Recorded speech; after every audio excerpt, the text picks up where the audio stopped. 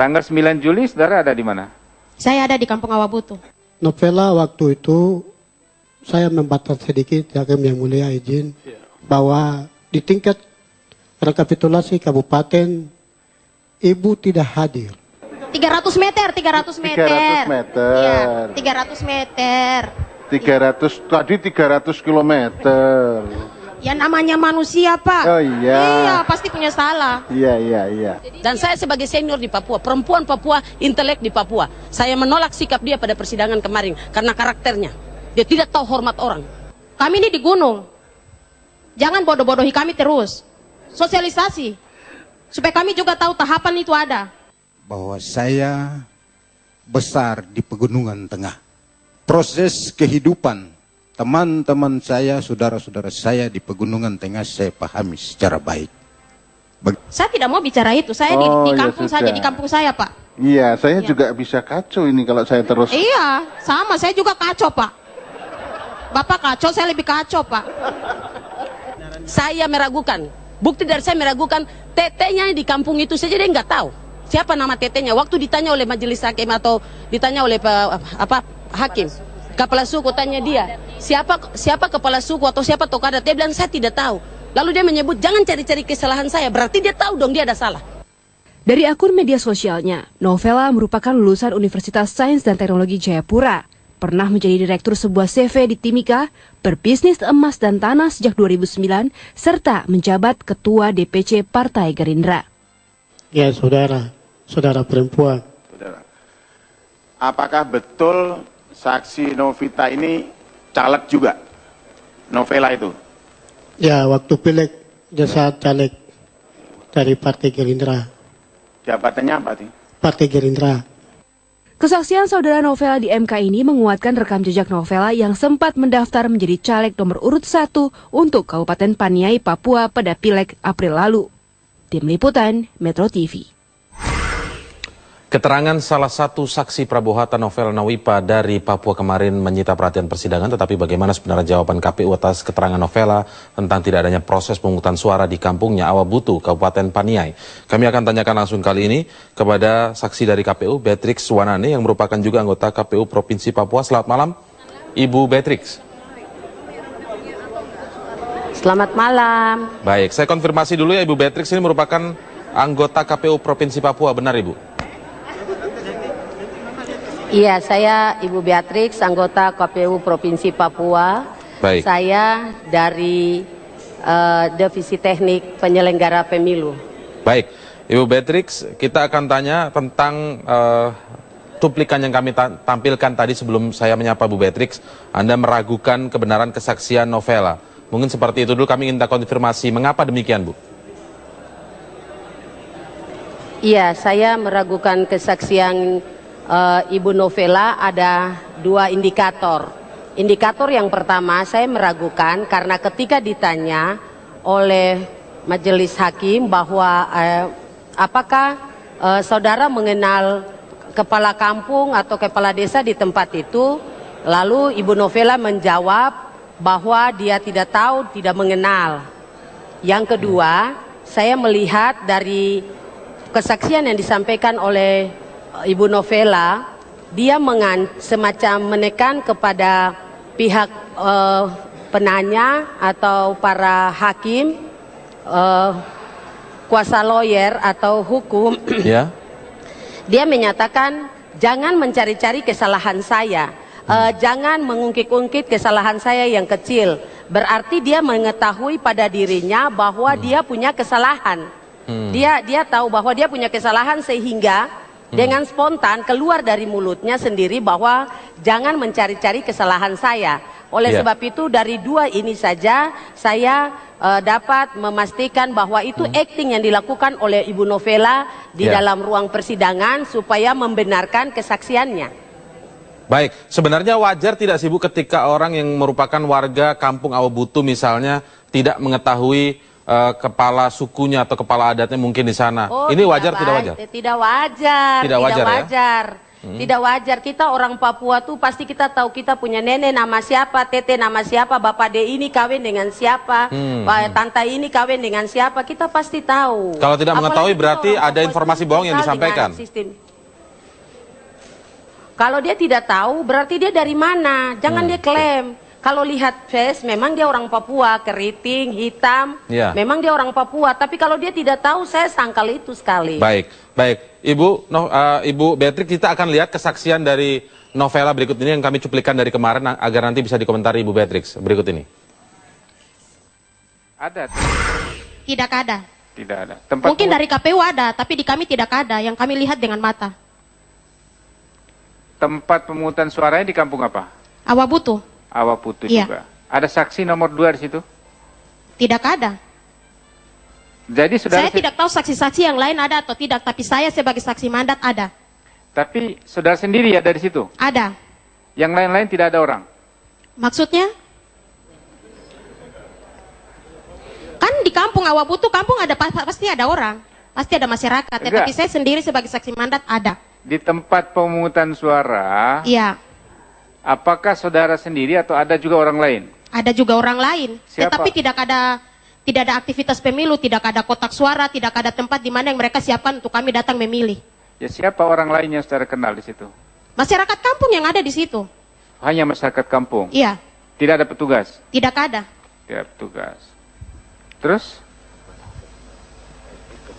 Hanya itu yang mau terangkan? Hanya itu saja. Dari kampung saya, Kampung Awabutu, Distrik Panyet. Ya, Ibu Beatrix, ini sebenarnya bagaimana sih yang sebenarnya terjadi di Kampung Awabutu? Apakah memang tidak ada aktivitas pemungutan suara sama sekali, atau ada tetapi mungkin ditarik ke daerah lain, atau seperti apa, Bu? Saya anggota KPU di Provinsi Papua dan saya di Provinsi Papua, tapi dari monitoring kami di Provinsi Papua, KPU Provinsi Papua itu kami membuat tim monitoring pelaksanaan coblos di 29 kabupaten di Provinsi Papua.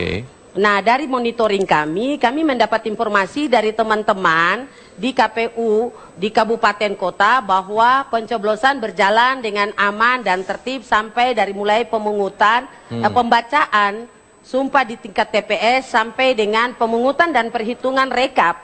Jadi bagi saya bahwa proses di Papua berjalan sesuai aturan pada tanggal 9 itu. Tapi kalau seperti yang disampaikan oleh Ibu Novela tadi, ya, yang disampaikan bahwa ada orang-orang di situ, ada ini di situ. Kalau ada orang-orang, mengapa dia tidak mengenal kepala suku kampung di situ? Itu yang saya pertanyakan. Kalau dia sampaikan bahwa ada orang-orang di situ, ada orang-orang berarti ada namanya, ada marganya. Itu harus disampaikan. Dan dia dalam menyampaikan itu kan kelihatannya, tetapi menurut sebenarnya, saya, Bu, dia berakting yang penuh emosional. Baik, Bu, ketika disebutkan Ibu tadi berjalan dengan lancar begitu pemilu atau pilpres di Papua, tapi kan mungkin Ibu memantaunya adalah bagaimana jalannya di tingkat kabupaten. Kalau mungkin di tingkat yang lebih ke bawah lagi, misalnya seperti disebutkan tadi Kampung Awabutu, apakah mungkin memang tidak ada di Kampung Awabutu, tetapi kemudian ada di wilayah lain misalnya, atau ditarik ke wilayah lain, atau seperti itu mekanismenya, atau memang tidak ada di Awabutu?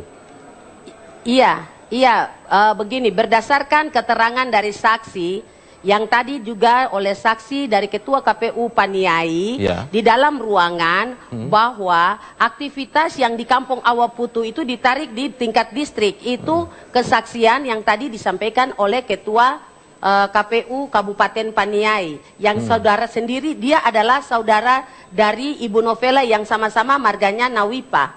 Jadi dia menyatakan bahwa tidak benar dan mereka tarik dari kampung-kampung karena atas kesepakatan rakyat untuk dilakukan di tingkat distrik. Kalau tadi kita ikut penjelasan dari saksi ahli KPU Provinsi Papua bahwa dalam penjelasan sistem nokeng itu bisa, dalam pemungutan sistem nokeng itu bisa dilakukan di tingkat kampung dari TPS-TPS di kampung itu, atau karena kesulitan geo, masyarakat diminta untuk naik dan datang di tingkat distrik dan melakukan hak terhadap haknya atau melakukan yang sudah dipastikan. Intinya ada pemungutan suara, tetapi calon yang sudah ditentukan. Intinya ada pemungutan suara, tetapi tidak ada di Awabutu hanya ditarik ke distrik begitu ya mekanismenya ya? Ya menurut pengakuan saksi dari Ketua KPU Paniai tadi bahwa tidak di Kampung Awaputu yang seperti disampaikan oleh saudara saksi tadi, Ibu Novela, tapi ditarik ke tingkat distrik. Baik. Lalu dilaksanakan di tingkat distrik. Ini yang juga dipermasalahkan oleh Novela bahwa tidak ada sosialisasi. Ini kita akan simak dulu Bu, apa yang disampaikan oleh Novela tentang tidak adanya sosialisasi dari KPU Provinsi Papua berikut ini. Tokoh masyarakat. Nah, saudara saksi ngobrol nggak sama tokoh-tokoh masyarakat loh? Bagaimana ini kita mau pemilu kok nggak ada? Bagaimana komunikasi waktu itu? Saya tidak komunikasi dengan siapa-siapa. Diam-diam saja. Diam-diam saja. Wong dorang juga manusia punya pikiran. KPU penyelenggara pemerintah juga ada sosialisasi supaya kami semua masyarakat tahu. Kami ini di gunung. Jangan bodoh-bodohi kami terus. Sosialisasi supaya kami juga tahu tahapan itu ada. Jauh nggak rumah saudara ke tempat saudara datang itu? Dekat, bukan jauh. Ini kan di dalam kampung, Pak. Oh, di dalam kampung. Iya. Iya. Ya udah kalau gitu, terima kasih. Terima kasih, Pak. Ya. Baik, Ibu Beatrix nanti akan mengkonfirmasinya, Bu, tapi kita harus break terlebih dahulu. Saya masih bersama dengan salah satu saksi dari KPU yang juga merupakan anggota KPU Provinsi Papua. Tadi Bu Beatrix kita sudah sama-sama dengarkan keterangan dari Novela.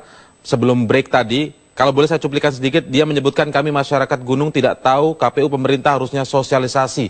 Jangan bodoh-bodohi kami terus. Saya ingin tanggapan Anda, apakah memang tidak ada sosialisasi dari KPU Provinsi Papua? Baik, kami dari KPU Provinsi Papua, kami tidak membodohi rakyat di Papua karena itu saudara-saudara kami. Saya tidak setuju dengan apa yang disampaikan oleh kesaksian itu. Bahwa kami KPU Provinsi Papua sudah melakukan sosialisasi, bahkan diperintahkan kepada kabupaten kota juga untuk melakukan sosialisasi pemilihan presiden pada tanggal 9 Juli. Jadi untuk apa yang disampaikan bahwa jangan kami membodohi kami orang-orang di Papua, minta maaf, kami tidak pernah membodohi. Mungkin saudara yang bersangkutan pada saat kami melakukan sosialisasi tidak di tempat atau di Kampung Awaputu itu, mungkin ada lagi kemana ke. Kan tidak mungkin. Dan untuk sosialisasi ada anggarannya yang sudah ditetapkan oleh APBN. Jadi kami KPU Provinsi Papua dari divisi sosialisasi dan sudah diperintahkan untuk semua melakukan sosialisasi. Jadi apa yang disampaikan oleh saudara Novela kami tidak menerima. Karena kami sudah melakukan tugas dan tanggung jawab kami. Kami punya bukti, kami punya baliho-baliho, kami punya tayangan-tayangan di media-media di Papua dan juga di RRI. Jadi semua media maupun elektronik dan cetak.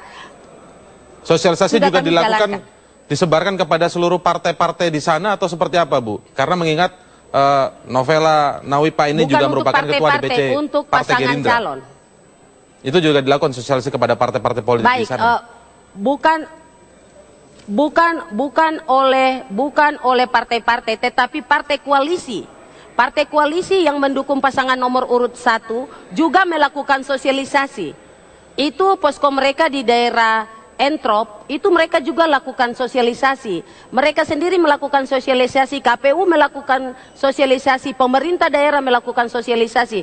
Kalau dinyatakan saudara Novela bahwa tidak ada sosialisasi dan dia katakan jangan kami membodohi-bodohi dia atau masyarakat, minta maaf sekali lagi atas nama lembaga, kami tidak pernah membodohi siapapun, terutama rakyat kami di Papua dengan kalimat membodoh-bodohi. Itu kami tidak terima, kami menolak. Baik, satu lagi kita akan cuplikan pernyataan Novela untuk dikomentari. Bikin bodoh? Baik, satu lagi kita akan cuplikan pernyataan Novela kemarin, Bu Beatrix, untuk bisa ditanggapi oleh Anda sebagai anggota KPU Provinsi Papua. Berikut ini. Kalau Kampung Awaputu dengan distriknya jauh nggak? Tidak. Berapa kilometer dari Kampung Awaputu? Ada sekitar 300 kilometer. Nah, di distrik 300 kilometer? Iya, Pak. Aduh. Nanti, Pak. 300 kilometer, minta maaf, manusia bukan Tuhan. Bukan 3 kilo, Bu, 30 meter. 300 meter. 300 meter. Iya, 300 meter. 300 kilometer. Ya namanya manusia, Pak. Oh iya. Iya, pasti punya salah. Iya. Iya, nggak apa-apa. Bagus. Iya.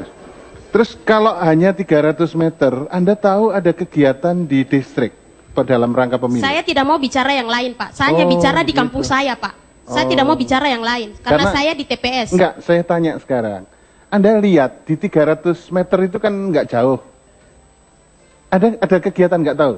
Saya tidak mau bicara itu. Saya di kampung saja, di kampung saya, Pak. Iya, saya juga bisa kacau ini kalau saya terus. Iya, sama. Saya juga kacau, Pak. Bapak kacau, saya lebih kacau, Pak. Ya, cukup ya. Ya, terima kasih Yang Mulia. Kalau kita garis bawahi tadi Bu Beatrix bahwa Novela menolak untuk menyebutkan bagaimana pantauan apakah ada aktivitas pemilu di sekitar distrik karena jaraknya hanya sekitar 300 meter begitu sebenarnya. Apakah memang ketika menjawab hanya soal ingin menyatakan tentang di kampung Awaputu, apakah ini bentuk dari bahwa sebenarnya ada pemungutan suara di sana? Atau seperti apa, Bu?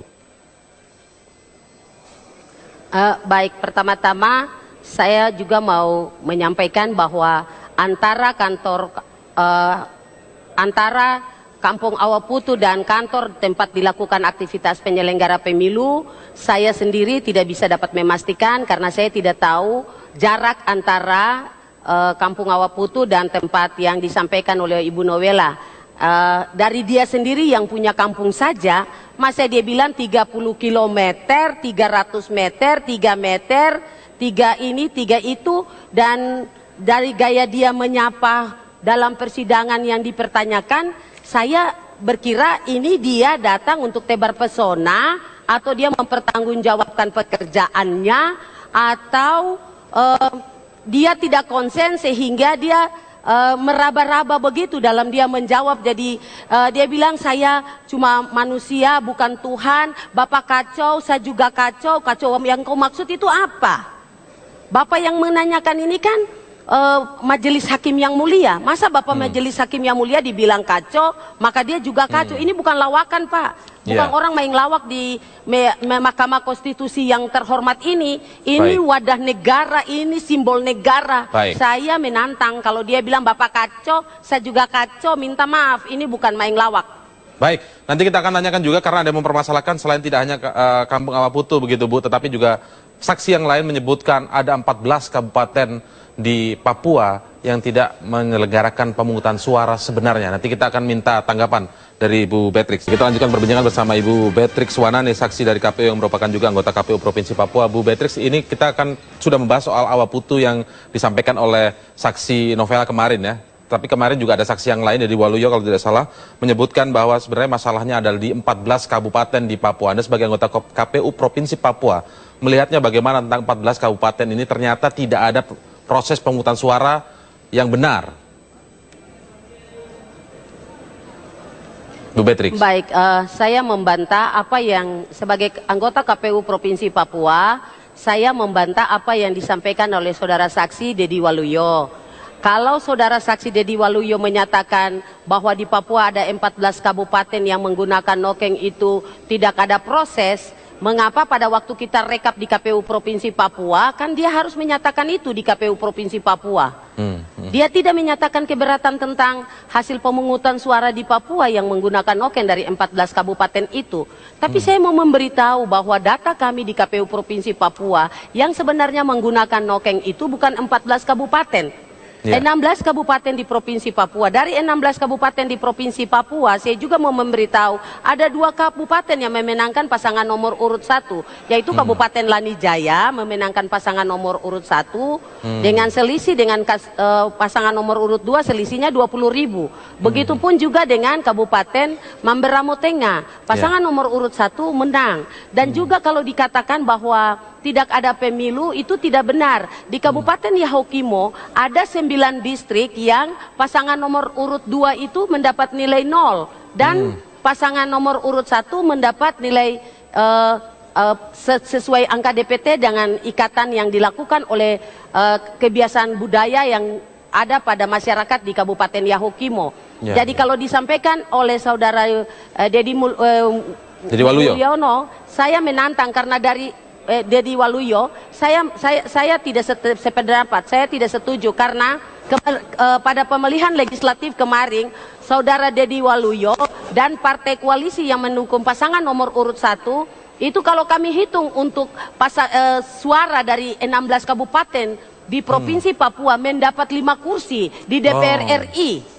Ya. Dan itu tidak benar mendapat 5 kursi, Pak. Ya. Jadi artinya ketika pileg tidak dimasalahkan, ketika pilpres dimasalahkan begitu, Bu, ya?